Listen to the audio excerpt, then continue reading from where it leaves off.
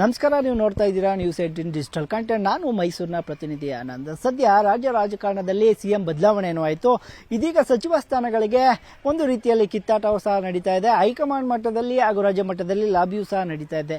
ಇದರ ಮಧ್ಯ ಗಳಸೆ ಗಂಟಸೆ ಎಂಬಂತಿದ್ದ ಸಿದ್ದರಾಮಯ್ಯನವರು ಹಾಗೂ ಮಹದೇವಪ್ಪ ನಡುವೆ ಬಿರುಕು ಮೂಡಿದ್ಯಾ? ಸಿದ್ದರಾಮಯ್ಯನವರ ವಿರುದ್ಧ ಮಹದೇವಪ್ಪನವರು ಮುನ್ಸಿಕೊಂಡ್ರ ಅನ್ನುವಂಥ ಚರ್ಚೆಗಳು ಸದ್ಯ ಮೈಸೂರು ಭಾಗದಲ್ಲಿ ನಡೀತಾ ಇರುವಂಥದ್ದು. ಯಾಕಂತ ಹೇಳಿದ್ರೆ ಮೊದಲ ಅವಧಿಯಲ್ಲಿ ಸಿಎಂ ಸಿದ್ದರಾಮಯ್ಯನವರು ಸಿಎಂ ಆದರು, ಬಳಿಕ ಮಹದೇವಪ್ಪ ಅವರನ್ನ ಸಚಿವ ಸ್ಥಾನಕ್ಕೆ ತೆಗೆದುಕೊಂಡ್ರು. ಆದರೆ ಇದೀಗ ಸಿದ್ದರಾಮಯ್ಯನವರು ಕೆಳಗಿಳಿದ ಬಳಿಕ ಮಹದೇವಪ್ಪ ಅವ್ರಿಗೂ ಕೂಡ ಸಚಿವ ಸ್ಥಾನ ಬಹುತೇಕ ಸಿಗಲ್ಲ ಅನ್ನುವಂಥ ವಾತಾವರಣ ನಿರ್ಮಾಣ ಆಗಿದೆ. ಜೊತೆಗೇನೆ ಮಹದೇವಪ್ಪನವ್ರನ್ನ ಶತಾಯಗತಾಯ ಸಚಿವ ಸ್ಥಾನ ಸಿಗಲೇಬೇಕು, ಅವ್ರಿಗೆ ಸಚಿವ ಸ್ಥಾನವನ್ನು ಕೊಡಬೇಕು ಅಂತೇಳಿ ಮೈಸೂರು ಭಾಗದ ದಲಿತ ಸಂಘಟನೆಗಳು ಆಗ್ರಹವನ್ನ ಮಾಡ್ತಾ ಇರುವಂತದ್ದು. ಇದರ ಜೊತೆಗೇನೆ ಸಿದ್ದರಾಮಯ್ಯನವರು ಪುತ್ರ ವ್ಯಾಮೋಹದಿಂದ ಅವರ ಪುತ್ರನನ್ನ ಮಂತ್ರಿ ಮಾಡ್ಲಿಕ್ಕೋಸ್ಕರ ಮಹದೇವಪ್ಪನವರಿಗೆ ಕೋಕ್ ಕೊಡಿಸಿದ್ದಾರೆ ಅನ್ನುವಂತಹ ಆರೋಪಗಳನ್ನ ಹಾಗೂ ವಾಗ್ದಾಳಿಗಳನ್ನ ಸಿದ್ದರಾಮಯ್ಯನವರ ವಿರುದ್ಧ ದಲಿತ ಸಮುದಾಯದ ನಾಯಕರು ಮಾಡ್ತಾ ಇರುವಂತದ್ದು. ಯಾಕಂತ ಹೇಳಿದ್ರೆ 2006ರಲ್ಲಿ ಜೆಡಿಎಸ್ ನಿಂದ ಎಕ್ಸ್ಪೆಲ್ ಆದಂತಹ ಸಿದ್ದರಾಮಯ್ಯನವರ ಹಿಂದೆ 6 ಶಾಸಕರು ಬರ್ತಾರೆ. ಅದರಲ್ಲಿ ಮಹದೇವಪ್ಪ ಅವರು ಕೂಡ ಒಬ್ರು. ಅಲ್ಲಿಂದ ಇಲ್ಲಿಯ ತನಕ ಕೂಡ ಸಿದ್ದರಾಮಯ್ಯನವರ ಬೆನ್ನೆ ಹಿಂದೆ ಮಹದೇವಪ್ಪ ಅವರು ನಿಂತಿದ್ರು. ಮಹದೇವಪ್ಪನವರ ಸಲುವಾಗಿ ಒಂದಷ್ಟು ದಲಿತ ನಾಯಕರು ಹಾಗೂ ದಲಿತ ಸಮುದಾಯದ ಮುಖಂಡರು, ಇಡೀ ದಲಿತ ಸಮುದಾಯ ಸಿದ್ದರಾಮಯ್ಯನವರ ಬೆನ್ನಿಗೆ ನಿಲ್ತು. ಸಿದ್ದರಾಮಯ್ಯನವರನ್ನ ಅಹಿಂದ ನಾಯಕರನ್ನಾಗಿ ಮಾಡಿದ್ವಿ. ಆದ್ರೆ ಅಂತ ಸಿದ್ದರಾಮಯ್ಯನವರು ಇಂದು ದಲಿತ ಸಮುದಾಯದ ಬೆನ್ನಿಗೆ ಇರಿಯುವಂತ ಕೆಲಸಕ್ಕೆ ಮುಂದಾಗಿದ್ದಾರೆ. ಮಹದೇವಪ್ಪನವರಿಗೆ ಮನಸ್ಸು ಮಾಡಿದ್ರೆ ಸಚಿವ ಸ್ಥಾನ ಕೊಡಿಸೋದ್ರಲ್ಲಿ ಅದೇನು ಕಷ್ಟ ಅಲ್ಲ. ಆದ್ರೆ ಸಿದ್ದರಾಮಯ್ಯನವರು ತಮ್ಮ ಪುತ್ರ ಯತೀಂದ್ರ ಅವ್ರನ್ನ ಮಂತ್ರಿ ಮಾಡಲಿಕ್ಕೆ, ಮೈಸೂರು ಉಸ್ತುವಾರಿಯನ್ನಾಗಿ ಮಾಡಲಿಕ್ಕೆ ಅವ್ರಿಗೆ ಕೋಕನ್ನ ಕೊಟ್ಟಿದ್ದಾರೆ. ಅವರ ಪರವಾಗಿ ಧ್ವನಿಯನ್ನೇ ಎತ್ತುತ್ತಾ ಇಲ್ಲ ಅನ್ನುವಂಥ ಆರೋಪವನ್ನ ಮಾಡ್ತಾ ಇದ್ರು. ಇದರ ಜೊತೆಗೇನೆ ವರ್ಣ ಭಾಗದಲ್ಲಿ ದಲಿತ ಮುಖಂಡರ ಸಭೆಯನ್ನ 10ನೇ ತಾರೀಕು ಕರೆದಿರುವಂತದ್ದು. ಇನ್ನುಳಿದ 20 ಸಚಿವ ಸ್ಥಾನಗಳಲ್ಲಿ ಒಂದನ್ನಾದ್ರೂ ಮಹದೇವಪ್ಪನವರಿಗೆ ಕೊಡಲೇಬೇಕು. ಇಲ್ಲದಿದ್ರೆ ರಾಜ್ಯಾದ್ಯಂತ ದಲಿತ ಸಮುದಾಯಗಳು ಒಂದು ರೀತಿಯಲ್ಲಿ ಹೋರಾಟಕ್ಕೆ ಮುಂದಾಗ್ತವೆ. ಕಾಂಗ್ರೆಸ್ಗೆ ಹಾಗೂ ಸಿದ್ದರಾಮಯ್ಯನವರಿಗೆ ಪಾಠವನ್ನ ಕಳಿಸ್ತೇವೆ, ನಮ್ಮ ಶಕ್ತಿ ಏನು ಅಂತ ತೋರಿಸ್ತೇವೆ ಅಂತೇಳಿ ಆಲ್ಗೂಡು ಶಿವಕುಮಾರ್ ದಲಿತ ಸಮುದಾಯದ ಮುಖಂಡ ಅವರು ಒಂದು ಎಚ್ಚರಿಕೆಯ ರೀತಿಯಲ್ಲಿ ಹೇಳ್ತಾ ಇರುವಂತದ್ದು. ಜೊತೆಗೇನೆ ಸಿದ್ದರಾಮಯ್ಯನವರ ಬೆನ್ನಿಗೆ ಸದಾ ಇರ್ತಿದ್ದಂತ ಮಹದೇವಪ್ಪನವರು ಕೂಡ ಸಿದ್ದರಾಮಯ್ಯನವರ ವಿರುದ್ಧ ಈ DSSನ ಮುಖಂಡಿರ್ಬೋದು, ದಲಿತ ಸಮುದಾಯದ ಮುಖಂಡಿರ್ಬೋದು, ಯಾರೇ ಮಾತನಾಡಿದ್ರು ಅವರ ವಿರುದ್ಧ ವಾಗ್ದಾಳಿ ನಡೆಸಿದ್ರು ಕೂಡ ಎಲ್ಲೂ ಕೂಡ ಒಂದು ಹೇಳಿಕೆಯನ್ನು ಮಹದೇವಪ್ಪನವರು ಕೊಡ್ತಾ ಇಲ್ಲ. ಸಿದ್ದರಾಮಯ್ಯನವರ ವಿರುದ್ಧವಾಗ್ಲಿ ಪರವಾಗ್ಲೂ ಕೂಡ ಮಹದೇವಪ್ಪನವರು ಸದ್ಯ ಯಾವುದೇ ಹೇಳಿಕೆಯನ್ನು ಕೊಟ್ಟಿಲ್ಲ. ಮೌನವಾಗಿರುವಂತಹ ಕಾರಣಕ್ಕಾಗಿ ಎಲ್ಲೋ ಒಂದು ಕಡೆ ಸಿದ್ದರಾಮಯ್ಯನವರ ವಿರುದ್ಧ ಮಹದೇವಪ್ಪನವರು ಮುನ್ಸ್ಕೊಂಡಿದ್ದಾರೆ ಅನ್ನುವಂಥದ್ದು ಕೂಡ ಸದ್ಯ ಚರ್ಚೆಯಲ್ಲಿರುವಂಥದ್ದು. ಅಲ್ಲದೆ ಮೈಸೂರು ಭಾಗದಲ್ಲಿ ಒಂದು ರೀತಿಯ ಸಿದ್ದರಾಮಯ್ಯನವರಿಗೆ ಶಕ್ತಿ ಅಂತಿದ್ದು ಮಹದೇವಪ್ಪನವರು, ಅವರ ಹಿಂದೆ ಅನೇಕ ನಾಯಕರು ಸಿದ್ದರಾಮಯ್ಯನವರಿಗೆ ಶಕ್ತಿಯನ್ನು ತುಂಬಿದ್ರು.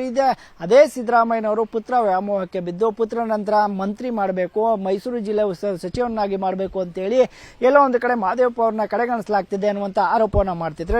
ಜೊತೆಗೇನೆ ನಿಮ್ಮ ಪುತ್ರನ ಭವಿಷ್ಯವು ಕೂಡ ಪುತ್ರನ ಭವಿಷ್ಯ ಮುಂದೆ ಉಜ್ವಲ ಆಗಬೇಕು ಅಂತ ಹೇಳಿದ್ರೆ ಅಲ್ಲಿಗೆ ದಲಿತ ಸಮುದಾಯದ ಶಕ್ತಿಯೂ ಕೂಡ ಬೇಕು. ನೀವು ಇದನ್ನ ಎಚ್ಚರಿಕೆ ಅಂತಾದ್ರೂ ತಗೊಳ್ಳಿ ಅಥವಾ ಸೂಕ್ಷ್ಮತೆಯಿಂದಾದ್ರೂ ನೋಡಿ, ಮಹದೇವಪ್ಪನವರಿಗೆ ಶತಾಯಗತಾಯ ಸಚಿವ ಸ್ಥಾನವನ್ನು ಕೊಡಿಸಲೇಬೇಕು ಅಂತೇಳಿ ಆಗ್ರಹವನ್ನ ಮಾಡ್ತಾ ಇದೆ. ಜೊತೆಗೇನೆ ಸಿಎಂ ಸಿದ್ದರಾಮಯ್ಯನವರು ಬೆನ್ನಿಗೆ ಇರಿಯುವಂತ ಕೆಲಸಕ್ಕೆ ಮುಂದಾಗಬಾರ್ದು, ಸಮುದಾಯವನ್ನ ಕಡೆಗಣಿಸಬಾರ್ದು ಅಂತೇಳಿ ಒಂದು ರೀತಿಯಲ್ಲಿ ಮನವಿಯನ್ನ ಮಾಡ್ತಾನೆ ಎಚ್ಚರಿಕೆಯನ್ನು ಕೊಡ್ತಾ ಇರುವಂತ. ಜೊತೆಗೆ ಇದೇ 10ನೇ ತಾರೀಕು ನಡೆಯುವಂತ ಸಭೆಯಲ್ಲಿ ಒಂದು ರೀತಿಯ ತೀರ್ಮಾನವನ್ನು ಕೂಡ ಮಾಡ್ತೇವೆ. ಒಂದು ವೇಳೆ ಮಹದೇವಪ್ಪನವರಿಗೆ ಸಚಿವ ಸಿಗೋದೇ ಇಲ್ಲ ಅನ್ನೋದಾದ್ರೆ ಮುಂದಿನ ದಿನಗಳಲ್ಲಿ ಕಾಂಗ್ರೆಸ್ ಪಕ್ಷ ಇರ್ಬೋದು, ಕಾಂಗ್ರೆಸ್ ಹೈಕಮಾಂಡ್ ಇರ್ಬೋದು, ಸಿದ್ದರಾಮಯ್ಯ ಅವರು ಇರ್ಬೋದು, ಯತೀಂದ್ರ ಅವರಾಗಿರ್ಬೋದು, ಅದರ ವ್ಯತಿರಿಕ್ತ ಪರಿಣಾಮವನ್ನು ಎದುರಿಸಬೇಕಾಗುತ್ತೆ ಅಂತೇಳಿ ಸದ್ಯ ಒಂದು ರೀತಿಯಲ್ಲಿ ಮಾತನಾಡ್ತಾ ಇದ್ದಾರೆ. 2004ರಿಂದ ಈಚೆಗೆ ಕರ್ನಾಟಕದ ರಾಜಕಾರಣದಲ್ಲಿ ಒಂದು ಬದಲಾವಣೆಯ ಒಂದು ಅಲೆ ಇತ್ತು. ಅಲ್ಲಿ ತನಕ ಸಹಜವಾಗಿ ರಾಜಕಾರಣ ನಡೀತಾ ಬರ್ತಾ ಇತ್ತು. 2004ರಲ್ಲಿ ಅತಂತ್ರ ವಿಧಾನಸಭೆ ನಿರ್ಮಾಣ ಆದ ನಂತರ 2005ರಲ್ಲಿ ಸಮ್ಮಿಶ್ರ ಸರ್ಕಾರ ಇರುತ್ತೆ. ಸಮ್ಮಿಶ್ರ ಸರ್ಕಾರದಲ್ಲಿ JDS ಪಕ್ಷದಿಂದ ಸಿದ್ದರಾಮಯ್ಯನವ್ರನ್ನ ಉಚ್ಚಾಟನೆಯನ್ನು ಮಾಡ್ತಾರೆ. ಸಿದ್ದರಾಮಯ್ಯನವ್ರನ್ನ ಉಚ್ಚಾಟನೆ ಮಾಡಿದಂಥ ಸಂದರ್ಭದಲ್ಲಿ ಕರ್ನಾಟಕದ ರಾಜಕಾರಣಕ್ಕೆ ಆಗ ಬದಲಾವಣೆಯ ಒಂದು ಸಂದರ್ಭ. ಅಹಿಂದ ಅಂತಕ್ಕಂಥದ್ದು ಒಂದು ಚಳುವಳಿ ಕರ್ನಾಟಕದ ನೆಲದಲ್ಲಿ ಇರ್ತದೆ.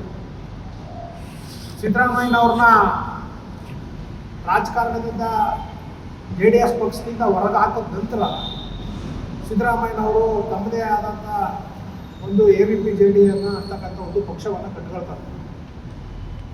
ಆ ABPJD ಪಕ್ಷದ ಅಹಿಂದದ ಚಳುವಳಿಯ ಭಾಗವಾಗಿ ಕಟ್ತಕ್ಕಂಥದ್ದು. ಆನಂತರ ಅದು ಮುಂದಿನ ದಿನಗಳಲ್ಲಿ ಆ ಪಕ್ಷವನ್ನೇ ABPJD ಪಕ್ಷವನ್ನೇ ಕಾಂಗ್ರೆಸ್ ಪಕ್ಷಕ್ಕೆ ಮರ್ಜ್ ಮಾಡ್ತಾರೆ. ಮರ್ಜ್ ಮಾಡಿ ಚಾಮುಂಡೇಶ್ವರಿಯ ಉಪಚುನಾವಣೆಯಲ್ಲಿ ಸಿದ್ದರಾಮಯ್ಯನವರು 2006ರಲ್ಲಿ ಚುನಾವಣೆಗೆ ಸ್ಪರ್ಧೆಯನ್ನು ಮಾಡ್ತಾರೆ. ಅಹಿಂದ ಚಳವಳಿಯಲ್ಲಿದ್ದಂಥ ಎಲ್ಲ ಜನಸಮುದಾಯಗಳು ಸಿದ್ದರಾಮಯ್ಯನವರ ನಾಯಕತ್ವ ಈ ರಾಜ್ಯಕ್ಕೆ ಅವಶ್ಯಕತೆ ಇದೆ, ಅವರ ಗಟ್ಟಿ ನಾಯಕತ್ವವನ್ನು ನಾವು ಉಳಿಸ್ಕೊಳ್ಬೇಕು ಅಂತಕ್ಕಂಥ ಚಿಂತನೆಯಿಂದ ದಲಿತರು, ಅಲ್ಪಸಂಖ್ಯಾತರು, ಹಿಂದುಳಿದ ವರ್ಗದವರು ಎಲ್ಲರೂ ಒಟ್ಟಾಗಿ ಸೇರಿ ಸಿದ್ದರಾಮಯ್ಯನವರ ಉಪಚುನಾವಣೆಯಲ್ಲಿ ಚಾಮುಂಡೇಶ್ವರಿ ಉಪಚುನಾವಣೆಯಲ್ಲಿ ಗೆಲ್ಲಿಸ್ಕೊಳ್ತಾರೆ. ಅದು ಒಂದು ಐತಿಹಾಸಿಕವಾದಂಥ ಕರ್ನಾಟಕದ ನೆಲದಲ್ಲಿ ಚಾಪಾಗಿ ಉಳ್ಕೊಳ್ತಾರೆ. ಮತ್ತೆ 2008ಕ್ಕೆ ಚುನಾವಣೆ ಬರುತ್ತೆ. 2008ರ ಚುನಾವಣೆಯಲ್ಲಿ ಕರ್ನಾಟಕದ ಹಲವು ಕ್ಷೇತ್ರಗಳಲ್ಲಿ ಕ್ಷೇತ್ರ ಪುನರ್ವಿಂಗಡಣೆ ಆಗುತ್ತೆ, ಡಿಲಿಮಿಟೇಷನ್ಗಳಾಗ್ತವೆ. ಡಿಲಿಮಿಟೇಷನ್ ಆದಂಥ ಸಂದರ್ಭದಲ್ಲಿ ವರ್ಣ ಅಂತಕ್ಕಂಥ ಒಂದು ಹೊಸ ಕ್ಷೇತ್ರ ಇಲ್ಲಿ ಸೃಷ್ಟಿಯಾಗುತ್ತೆ. ವರ್ಣ ಹೊಸ ಕ್ಷೇತ್ರ ಏನು? ಈ ಹಿಂದೆ ಟಿ ನರಸೀಪುರ ಕ್ಷೇತ್ರ ಮೂರು ಹೋಬಳಿಯ ಒಳಗೊಂಡಂಥ ಮೂರು ಹೋಬಳಿಯನ್ನು ಒಳಗೊಂಡಂಥ ಒಂದು ಕ್ಷೇತ್ರ, ಜೊತೆಗೆ ಚಾಮುಂಡೇಶ್ವರಿ ಕ್ಷೇತ್ರದಲ್ಲಿದ್ದಂಥ ವರ್ಣ ಹೋಬಳಿಯ ಒಂದು ಭಾಗ ಸೇರಿ ವರ್ಣ ಒಂದು ವಿಧಾನಸಭಾ ಕ್ಷೇತ್ರ ಸೃಷ್ಟಿಯಾಗಿದೆ. ಸಿದ್ದರಾಮಯ್ಯನವರು ಆಗ ಎಲ್ಲಿ ಚುನಾವಣೆಗೆ ಸ್ಪರ್ಧೆ ಮಾಡ್ಬೋದು ಅಂತಕ್ಕಂಥ ಒಂದು ಗೊಂದಲದಲ್ಲಿ ಇರ್ತಾರೆ. ಕೊನೆಗೆ ವರ್ಣ ವಿಧಾನಸಭಾ ಕ್ಷೇತ್ರದಲ್ಲಿ ಅವರು ಸ್ಪರ್ಧೆ ಮಾಡ್ತಾರೆ. ವರ್ಣ ವಿಧಾನಸಭಾ ಕ್ಷೇತ್ರಕ್ಕೆ ಸ್ಪರ್ಧೆ ಮಾಡಿದಂಥ ಸಂದರ್ಭದಲ್ಲಿ ಕಾಂಗ್ರೆಸ್ನ KPCC ಪ್ರೆಸಿಡೆಂಟ್ ಆಗಿದ್ದಂಥವರು ಮಲ್ಲಿಕಾರ್ಜುನ್ ಖರ್ಗೆ ಅವರು.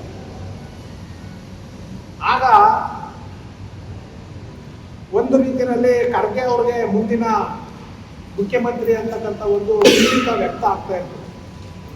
ಆದರೂ ಇಲ್ಲಿನ ದಲಿತರು, ಸಿದ್ದರಾಮಯ್ಯನವರು ಅಹಿಂದ ಚಳವಳಿಯಿಂದ ಬಂದಿರ್ತಕ್ಕಂಥವ್ರು, ದಲಿತರು, ಅಲ್ಪಸಂಖ್ಯಾತರು, ಹಿಂದುಳಿದ ವರ್ಗದವರು ಎಲ್ಲರೂ ಒಟ್ಟಿಗೆ ಕೊಂಡೊಯ್ತಕ್ಕಂಥ ಶಕ್ತಿ ಸಾಮರ್ಥ್ಯ ಉಳ್ಳಂಥವರು ಅಂತಕ್ಕಂಥ ಚಿಂತನೆಯಿಂದ ವರ್ಣ ವಿಧಾನಸಭಾ ಕ್ಷೇತ್ರದಲ್ಲಿ 2ನೇ ಅತಿ ಹೆಚ್ಚು ಮತ ಹೊಂದಿರತಕ್ಕಂಥ ದಲಿತ ಸಮುದಾಯದವರು ಸಿದ್ದರಾಮಯ್ಯನವರ ಅಭೂತಪೂರ್ವವಾದಂಥ ಗೆಲುವನ್ನ ತಂದುಕೊಡ್ತಾರೆ. ಇನ್ನು ಸಿದ್ದರಾಮಯ್ಯನವರು ಈ ಬಗ್ಗೆ ಎಲ್ಲೂ ಕೂಡ ಮಾತನಾಡಿಲ್ಲ, ಮಹದೇವಪ್ಪನವರು ಎಲ್ಲೂ ಕೂಡ ಮಾತನಾಡ್ತಿಲ್ಲ.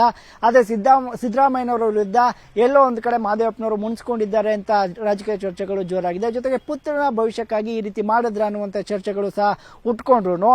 ಎಲ್ಲೋ ಒಂದು ಕಡೆ ಮಹದೇವಪ್ಪ ಹಾಗೂ ಸಿದ್ದರಾಮಯ್ಯನವರ ನಡುವೆ ಈಗ ಸಚಿವ ಸ್ಥಾನದ ಒಂದು ರೀತಿ ಅಸಮಾಧಾನಕ್ಕೆ ಕಾರಣ ಆಗಿದೆಯಾ ಅನ್ನುವಂಥದ್ದು ಕೂಡ ಅಲ್ಲೆಗಳುವಂತಿಲ್ಲ. ನಿರ್ಭೀತ, ನಿಷ್ಪಕ್ಷಪಾತ, ವಿಶ್ವಾಸಾರ್ಹ ಸುದ್ದಿಗಳಿಗೆ ಮತ್ತೊಂದು ಹೆಸರಾಗಿರುವಂತ News18 ಕನ್ನಡ ಈಗ ಆಪ್ನಲ್ಲೂ ಲಭ್ಯವಿದೆ. ದಯವಿಟ್ಟು ಇಲ್ಲಿರುವ QR ಕೋಡ್ ಅನ್ನ ಸ್ಕ್ಯಾನ್ ಮಾಡಿಕೊಂಡು ಆಪ್ ಅನ್ನ ಡೌನ್ಲೋಡ್ ಮಾಡೋದಕ್ಕೆ ಮರಿಬೇಡಿ. ನಿಮ್ಮ ಬೆಂಬಲ ಹೀಗೆ ಸದಾ ನಮ್ಮೊಂದಿಗಿರಲಿ. ಧನ್ಯವಾದ.